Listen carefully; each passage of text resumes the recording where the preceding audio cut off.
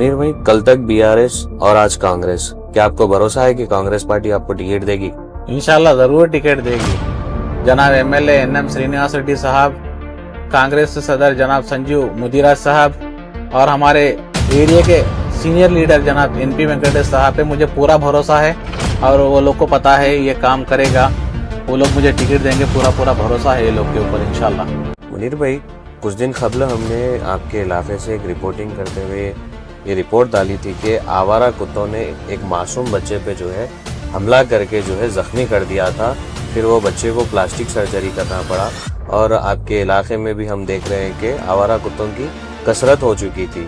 तो आपने इन आवारा कुत्तों को पकड़ने के लिए कुछ कोशिश की?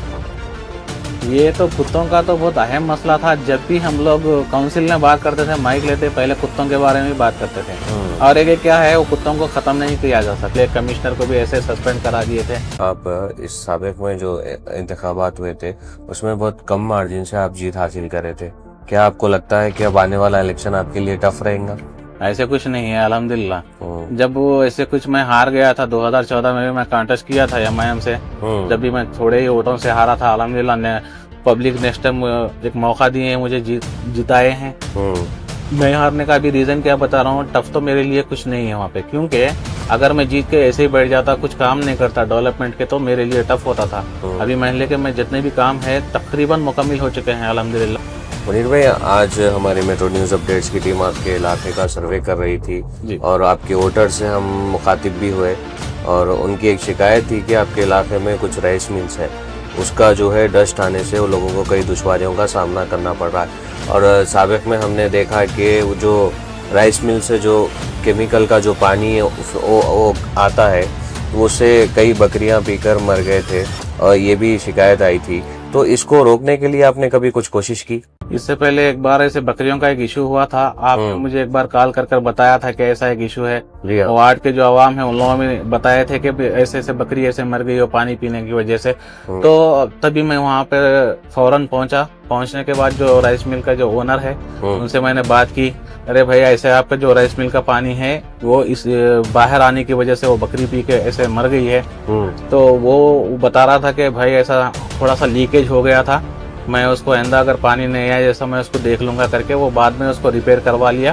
करवाने के बाद में फिर वैसा कभी पानी बाहर नहीं आया। अस्सलाम वालेकुम, मैं metro news updates reporter Azhar Khan.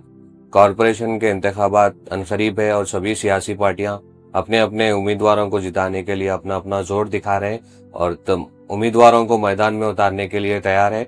और मेट्रो न्यूज अपडेट्स की टीम भी जो है मुसलसल कई डिविजन्स का जो है दौरा कर रही है और वहां के साबिक काउंसलर से जो है सवाल जवाब करते हुए तमाम डेवलपमेंट के ताल्लुक से, इश्यूज के ताल्लुक से जो है तफसीलात हासिल कर रही है। आज मेरे साथ हमारे मेहमान वार्ड नंबर 33 के साबिक काउंसलर मोहम्मद मुनीरुद्दीन साहब मौजूद है। आइए इनसे तफसीली गुफ्तगू करते हैं।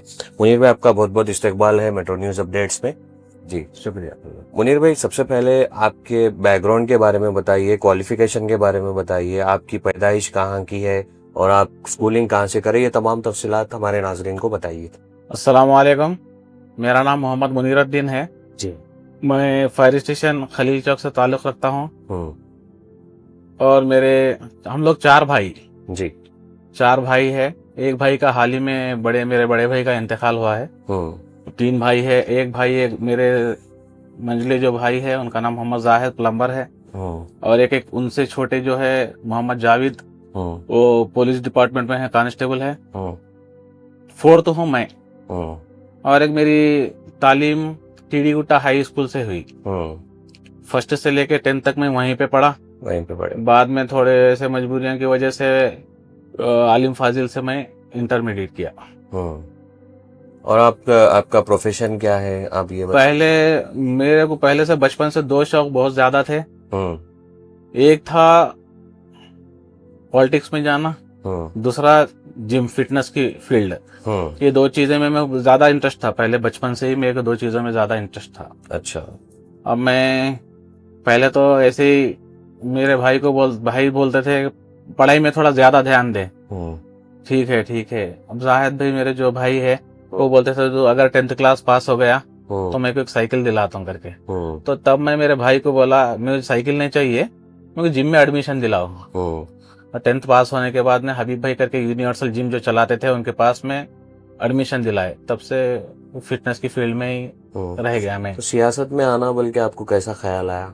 मेरे वार्ड में वो स्लम एरिया है, टीडी गुटा जो एरिया है, फायर स्टेशन का एरिया पूरा स्लम एरिया है। अब वहाँ के हालात ऐसे थे, कच्चे रोड, कोई पूछने वाला नहीं, पानी 8-8 दिन में एक बार आता था। 2005 के हालात इतने बुरे थे, 8-8 10-10 दिन में एक बार पानी आता था नल। तो वो तब मेरे को लोगों को मजबूरी देख नहीं सकता था, अरे इन लोगों के लिए कुछ ना कुछ करना। तो तब मेरे भाई के पास से 50 रुपए 100 रुपए जो लेता था वो भी मैं वाटर टैंक लेकर के वो पैसे भी मैं खर्च कर देता था पब्लिक के लिए। वाटर टैंक लेकर के एक एक चौरस्ते पे वहां पे ठहर के लोगों को पानी भर के देता था। तो पहले से मुझे वो एक शौक था सोशल सर्विस करने के लिए, वो चीज में ज्यादा तवज्जो देता था पहले। अच्छा मुनीर भाई, अभी बल्दिया जो है कॉरपोरेशन में तब्दील हो चुका है जी। साबिक में आप 5 साल काउंसलर रह चुके हैं, क्या आने वाले इंतखाबात में आप हिस्सा लेंगे? इंशाल्लाह जरूर हिस्सा लूंगा, जरूर हिस्सा लूंगा और इंशाल्लाह वहाँ की पब्लिक मुझे कामयाब भी करेगी।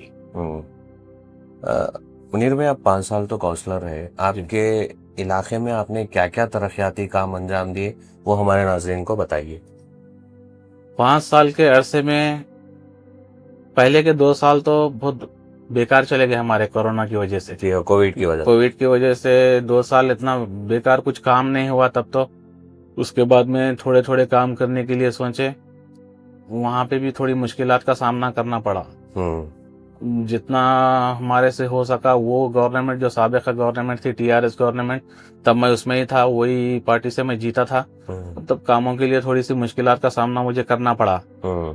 दूसरे एक बड़ी शख्सियत है, मैं उनका नाम तो इसमें नहीं बताऊंगा क्योंकि उन्होंने बोला था कहीं ऐसे मेरा नाम नहीं बताना। तो मैं उनकी हेल्प लेके भी मैं 25 तक पोल डाला, इलेक्ट्रिकल पोल।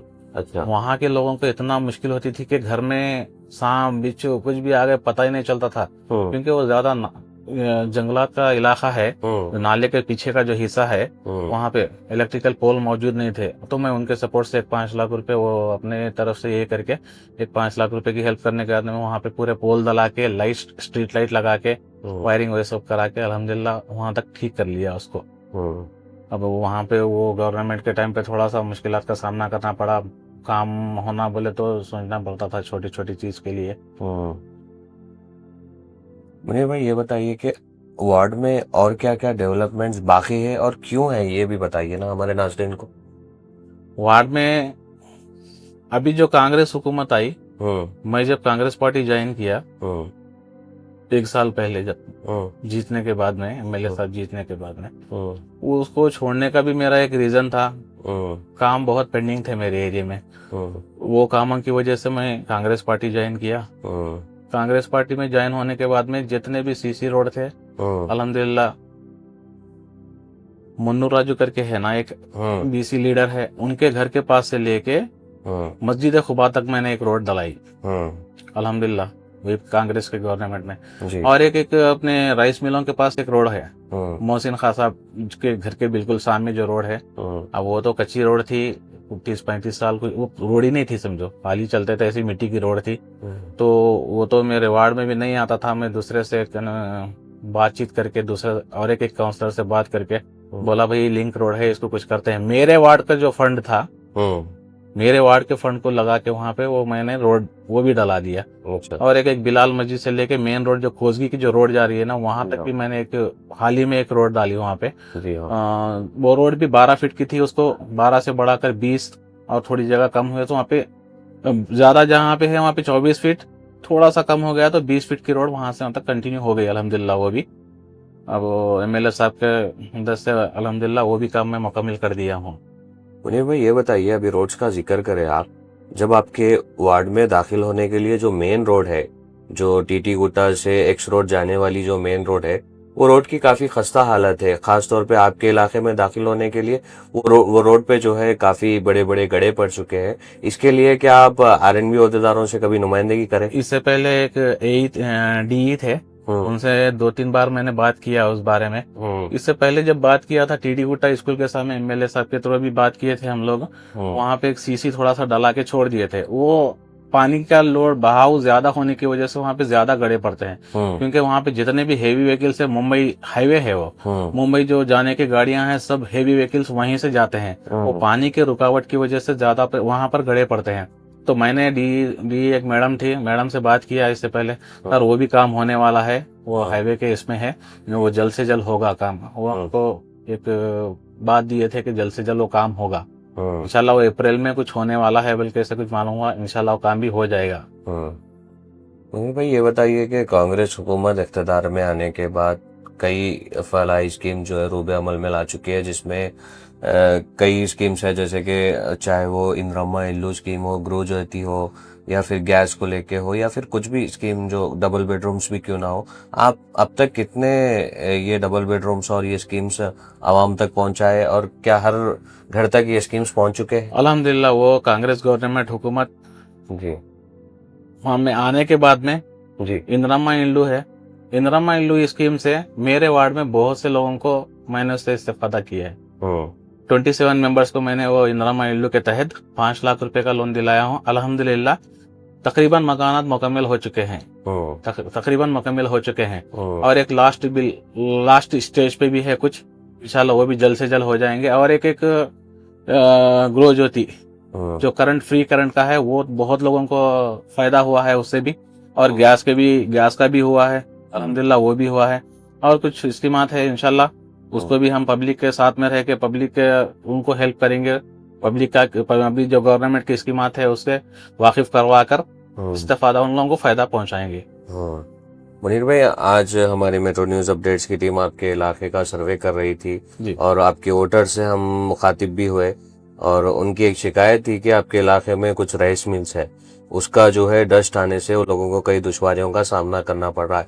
और साबिक में हमने देखा कि वो जो राइस मिल से जो केमिकल का जो पानी है वो आता है, तो उससे कई बकरियां पीकर मर गए थे, और ये भी शिकायत आई थी। तो इसको रोकने के लिए आपने कभी कुछ कोशिश की? इससे पहले एक बार ऐसे बकरियों का एक इशू हुआ था, आपने मुझे एक बार कॉल कर बताया था कि ऐसा एक इशू है। वार्ड के जो आवाम है उन लोगों ने बताए थे कि ऐसे ऐसे बकरी ऐसे मर गई हो पानी पीने की वजह से। तो तभी मैं वहां पे फौरन पहुंचने के बाद जो राइस मिल का जो ओनर है उनसे मैंने बात की, अरे भैया ऐसे आपका जो राइस मिल का पानी है वो इस बाहर आने की वजह से वो बकरी पी के ऐसे मर गई है।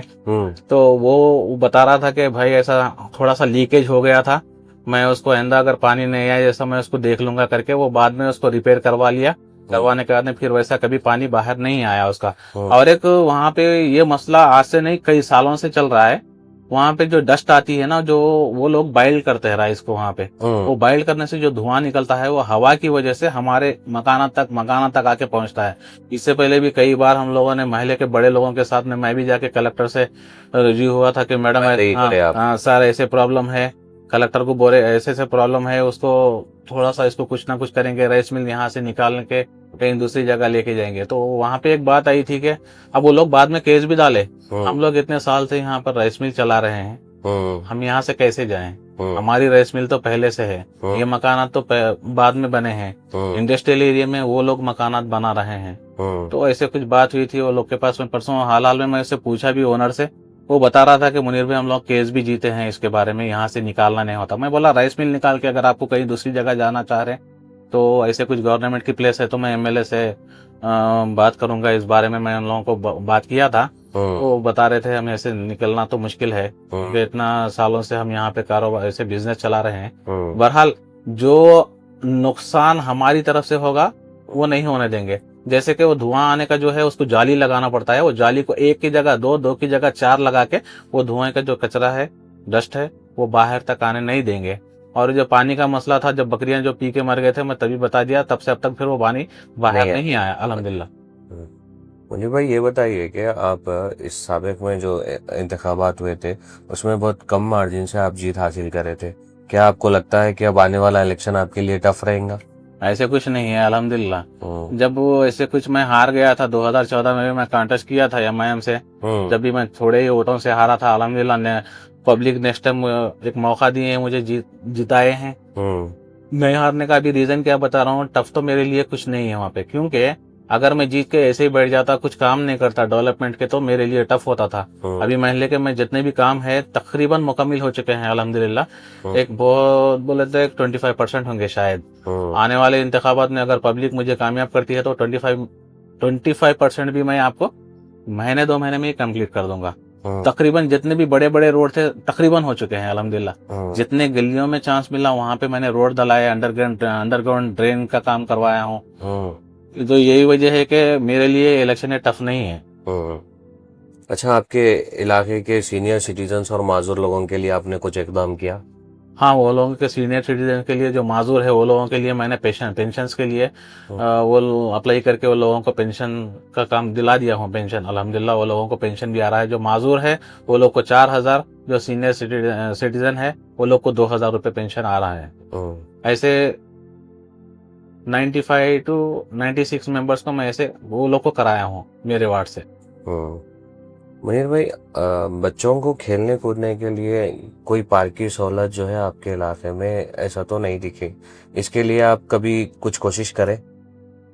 पार्क के लिए बच्चों को बहुत मुश्किल होती थी, दुश्वारियों का सामना करना पड़ता। बच्चे स्कूल से आने के बाद में वो लोगों को कहीं भी चांस नहीं था। तो नलबोली का जो ग्राउंड है वो बच्चों के लिए अल्हम्दुलिल्लाह अभी ठीक है। वो खेलने के लिए शाम में जब स्कूल से आते हैं वहाँ पे एक हाई मैच भी लाइट भी लगाया हूँ ताकि बच्चे रात में 10 बजे तक वहाँ पे खेलते हैं। खेलने के लिए है वहाँ पे ग्राउंड एक, और एक पार्क के लिए मैं हमारे महल्ले के थोड़े बड़े लोगों से मैं राब्ता पैदा करके वो लोगों को बताया कि ऐसे से हम यहाँ पे महल्ले में कुछ पार्क के लिए करेंगे। तो वो लोग बता रहे थे एक जमीन है पार्क के लिए, गवर्नमेंट की जमीन है। तो एमएलए साहब के भी मैं लेके गया हूँ ये बात को, सब ऐसा है। वो पार्क के लिए भी इंशाल्लाह आने वाले इंतखाबात में कामयाबी होने के बाद में तो उसके ऊपर तवज्जो देके वो पहले काम कराऊंगा बच्चों के लिए, पार्क के लिए, और एक इंशाल्लाह वो भी कराऊंगा। अभी तो एक नलबली के पास है ग्राउंड, बच्चों को प्ले ग्राउंड है, अभी वहाँ पर अल्हम्दुलिल्लाह खेल रहे हैं। एक आदर्श स्कूल करके है वहाँ पे, वो आदर्श स्कूल के बच्चे पीटी पीरियड में लेके जाके लोग वहीं पे खिलाते हैं। और अपने जितने महल्ले के बच्चे हैं ज्यादा से ज्यादा बच्चे रात में आपको 4:30 बजे 5 बजे जब स्कूल से आते हैं उसके बाद वहाँ खेलने के लिए लग जाते हैं। आपके इलाके की आवाम के लिए आप कभी बस्ती दवाखाना या प्राइमरी हेल्थ सेंटर के लिए कभी आप कोशिश करें, क्या ये सर्विसेज आपके एरिया में दस्तयाब है? हाँ अजहर भाई, एक बात मैं आपको बताना चाहूंगा, 2019 की बात है ये। जी हाँ। आप एक इंटरव्यू करे थे मेरे एरिया में फायर स्टेशन के बिल्कुल सामने। जी हाँ, 7 साल कबल। हाँ 7 साल कबल सीनियर सिटीजन से आप बात किए तो वो लोग बोल रहे थे ये हमारे फायर स्टेशन की खस्ता हालत है। फायर स्टेशन का पूरा उसको डंप यार्ड बना दिए थे। आपके सामने बात रखे थे, एरिया के बड़े लोग हैं वो लोग आपके सामने बात रखे थे। एक तो फायर स्टेशन की हालत खस्ता थी, बहुत बुरी हालत थी। वो लोगों को टीना भी थे, जो शेड था फूट के पानी अंदर आता था। एक दूसरा जो महबूब नगर का जो कचरा था मेरे एरिया में जो कमेटी हॉल है वहां पे लाके उसको डंप यार्ड बनाया गया था। 2 तीसरा प्राइमरी हेल्थ सेंटर के बारे में भी बात किए थे। तो प्राइमरी हेल्थ सेंटर के बारे में मैं जब जो साबिका मिनिस्टर थे उनको बताया था, साहब यहाँ पे प्राइमरी हेल्थ सेंटर रखेंगे ऐसे करके, जब मैं जीता तो बताया। तो वो लोग गवर्नमेंट को परमिशन नहीं दे रहे थे उसके ऊपर बिल्डिंग बनाने का, क्योंकि जो बौली है वो नलबोली बौली थी, उसकी वजह से गवर्नमेंट को बिल्डिंग बनाने का परमिशन नहीं देती करके वो लोग क्या करे। और एक जगह कहीं पे है क्या अल्टरनेट कहीं है, ऐसे दूसरी जगह है तो भी अपने एरिया के हद तक जो काम आएगा वहां पे हम करेंगे करके बोले थे।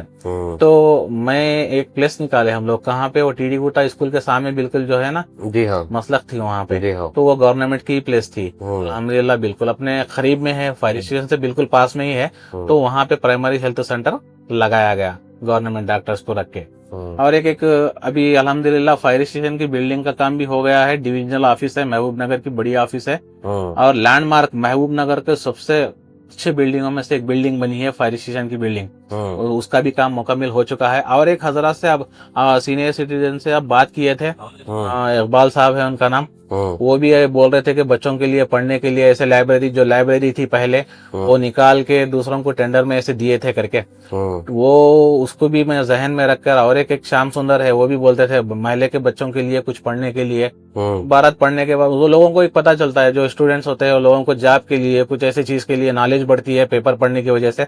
तो मैं भी वो जहन में रख के एक एमएलए साहब को, एनएम श्रीनिवास रेड्डी साहब को बोला था, सब पहले मेरे एरिया में एक लाइब्रेरी होना सब, तभी उसको 8 लाख रुपए सैंक्शन करके अल्हम्दुलिल्लाह लाइब्रेरी का काम मुकम्मल हो चुका है। लाइब्रेरी ओपन भी हो गई हो, इनाग्रेशन भी कर दिया एमएलए साहब, वो कमेटी हॉल के ऊपर है। अल्हम्दुलिल्लाह वो भी काम हो गया है। जितने लोग वो जब जितने कंप्लेंट्स थे अल्हम्दुलिल्लाह वो पूरे हो गए हैं अभी।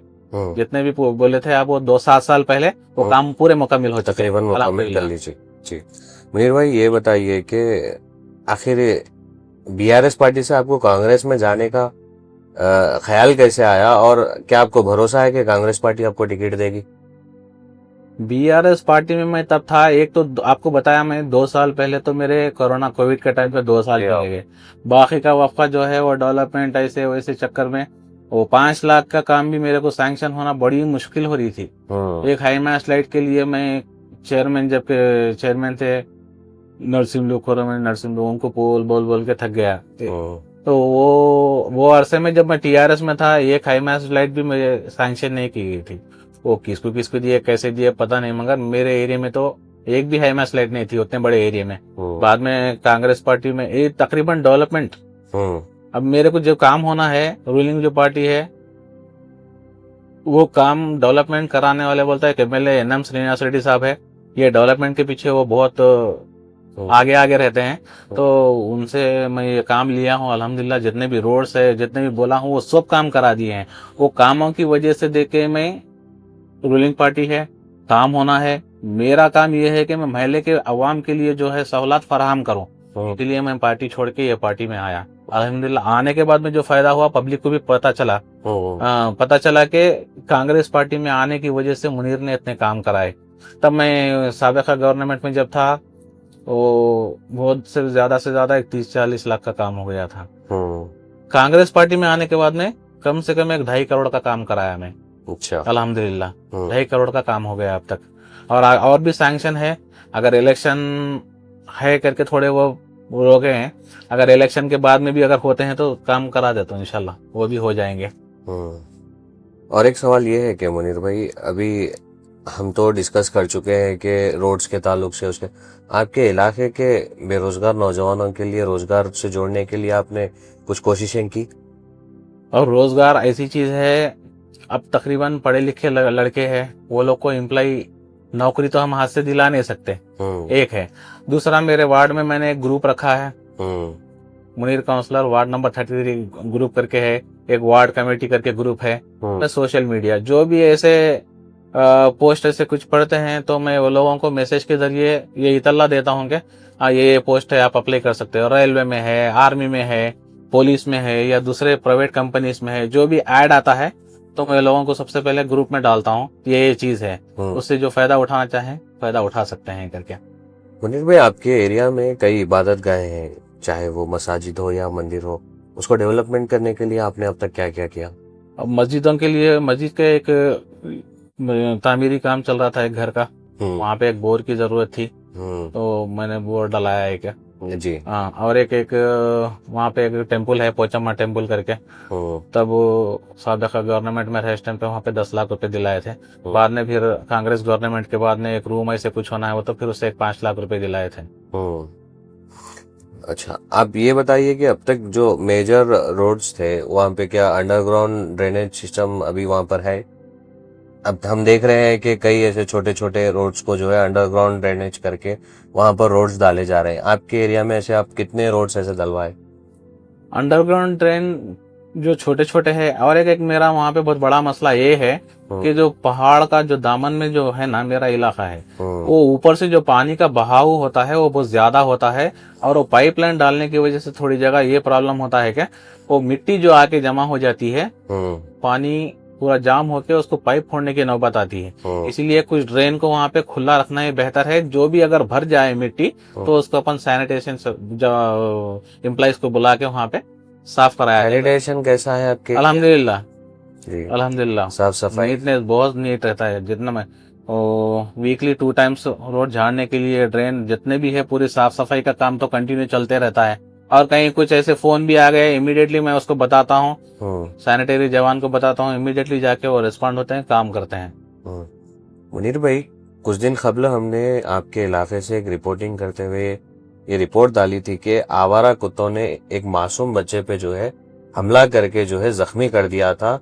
फिर वो बच्चे को प्लास्टिक सर्जरी करना पड़ा। और आपके इलाके में भी हम देख रहे हैं कि आवारा कुत्तों की कसरत हो चुकी थी। तो आपने इन आवारा कुत्तों को पकड़ने के लिए कुछ कोशिश की? ये तो कुत्तों का तो बहुत अहम मसला था। जब भी हम लोग काउंसिल में बात करते थे, माइक लेते, पहले कुत्तों के बारे में भी बात करते थे। और एक क्या है, वो कुत्तों को खत्म नहीं किया जा सकता, उनको मारा नहीं जा सकता, क्योंकि जो एनिमल लवर्स है वो लोग उन लोगों के ऊपर फिर जो मारते हैं उन लोगों को केस करके, इससे पहले कमिश्नर को भी ऐसे सस्पेंड करा दिए थे। कमिश्नर ऐसे कुत्तों को मारे करके वो एक सस्पेंड कराने की वजह से। और एक कुत्तों को मारा नहीं जा सकता है, बल्कि ये कराया जा सकता है कि उनको सर्जरी करा के, फैमिली प्लानिंग करा के वो एक काम रोका जा सकता है। और एक वो काम चल रहा है, जारी भी है। और मेरे एरिया और एक प्रॉब्लम क्या है, लोग कुत्ते समझते हैं। इससे पहले मैं बोल के तकरीबन कुत्तों को निकाल दिया था। जब वो बच्चे के ऊपर हमला हुआ था, जब तो मैं सीरियस एक्शन लेके पूरे कुत्तों को निकाल दिया था। निकालने के बाद में और एक डंप यार्ड है, वो एक्स रोड है, यहाँ के जो फैमिली प्लानिंग करने के बाद में जो कुत्तों को उधर छोड़ा जाता है, दूर समझ के, जंगल समझ के, वो बिल्कुल मेरे पास में रहने के इलाके वजह से वो कुत्ते यहाँ पे आते हैं मेरे वार्ड में। खाना वो ये सब मिल जाता है। और एक किंग्स गार्डन फंक्शन हॉल है ना, वहां से ऐसा ऐसा मेरे वार्ड में दाखिल हो रहे हैं, क्योंकि एंडिंग में है करके मेरे वार्ड में कुछ ऐसे कुत्ते भी दाखिल हो रहे हैं। वो कुत्तों के ऊपर भी एक्शन लेके पूरा तकरीबन निकाला गया है, और कुछ बचे हैं, इंशाल्लाह उसको भी पूरा खत्म किया जाएगा। बहुत बहुत शुक्रिया मुनीर भाई हमसे बात करने के लिए। आपके वोटर्स के लिए आप कुछ कहना चाहेंगे? मेरे वार्ड के आवाम से मेरी एक ही गुजारिश है कि जिस तरह आप लोगों ने 2020 में मुझे कामयाब बनाया था, उसी तरह अभी भी मुझे कामयाब बनाते हैं। आपका भाई, आपका बेटा हमेशा आपकी खिदमत में रहेगा, आपका हर टाइम मौजूद रहेगा। आप कभी भी कुछ भी प्रॉब्लम है, या एक फोन कर सकते हैं, या आप मेरे घर को आ सकते हैं, या दूसरी जगह। और एक महबूब नगर में कौन सा भी कुछ भी प्रॉब्लम है, कहीं भी आना है आपको, मैं आऊंगा। आधी रात को कुछ हॉस्पिटल की भी कोई जरूरत पड़ी, मैं आऊंगा इंशाल्लाह आप लोगों के लिए। मेरी आप सबसे गुजारिश है कि इस इलेक्शन में मुझे भारी अक्सरियत से कामयाब बनाइए। इंशाल्लाह आपकी खिदमत में मैं हमेशा हाजिर नाजिर रहूंगा। मुनीर भाई, अब तक तो अब हम लोग आपने 5 साल में क्या किया वो हमने डिस्कस किया।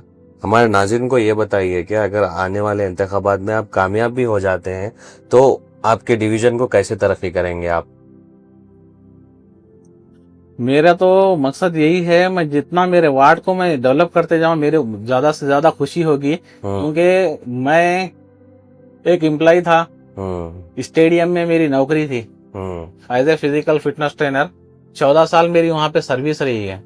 तो मेरी ख्वाहिश थी मेरे वार्ड को डेवलप करना, मेरे अवाम को कुछ ना कुछ, मेरे वार्ड के अवाम को कुछ ना कुछ फायदा पहुंचने के लिए मैं वो जॉब को रिजाइन कर दिया। अच्छा, वार्ड के अवाम के लिए वो मेरी जॉब को रिजाइन कर दिया मैं।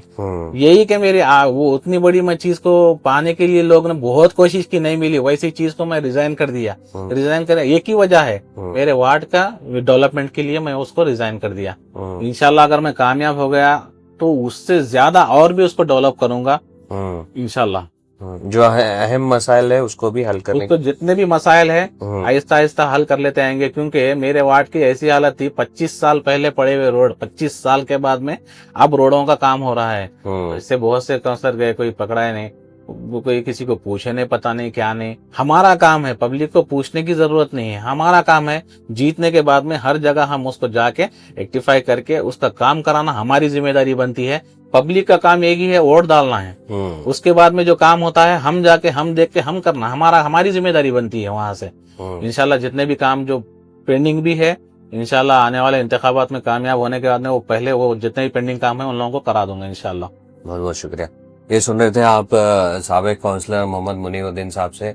हमने इनसे तफसीली गुफ्तगू करते हुए तमाम सवाल जवाब किए। वार्ड के डेवलपमेंट को लेकर हमने सवाल किया, इश्यूज को लेकर हमने सवाल किया, और इन्होंने पूरी रिपोर्ट हमारे सामने पेश की। मिलते हैं अगले साबिक काउंसलर या उम्मीदवार के साथ। देखते रहिए आपका अपना पसंदीदा चैनल मेट्रो न्यूज अपडेट्स महबूब नगर।